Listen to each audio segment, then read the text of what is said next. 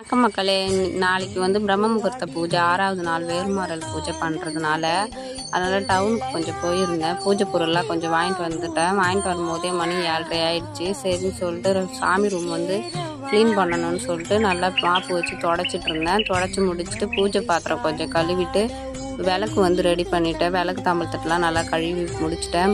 வச்சுட்டு பொட்டு மஞ்சள்லாம் வச்சுட்டு கொஞ்சம் பூ வாங்கிட்டு வந்திருந்தேன். கொஞ்சம் பூவும் அப்படியே கட்டிட்டேன். பொட்டு மஞ்சள் வந்து வைக்கும்போது நான் ஒரு சின்ன டிப்ஸு சொல்கிறேன். எப்பயுமே நம்ம மோதிர விரலில் தான் பொட்டு மஞ்சள் வைக்கணும். அது மட்டும் இல்லைங்க, அதில் வந்து ஜவ்வாது, பன்னீர், பச்சை கற்பூரம், சந்தனம், மஞ்சள் கலந்து வைக்கணும். அப்புறம் கொஞ்சம் 10 ரூபாய்க்கு பூ வாங்கிட்டு வந்தேன். பூ கட்டி முடிச்சுட்டு எப்பயும் போல் 4 மணிக்கு வந்து வாசல் பெருக்கி தண்ணி தெளித்து கோலம் போட்டுட்டு, கோலம் மாவு இல்லைன்றதுனால கோலம் போடல. சந்திரனை தரிசிச்சுட்டு நான் வந்து நிலவாசப்பில் வந்து விளக்கு ஏற்றிட்டு உள்ளே போய் 4:15 வந்து விளக்கு ஏற்றிட்டேங்க. விளக்கு ஏற்றி சாமியை வந்து திருப்தியாக கும்பிடி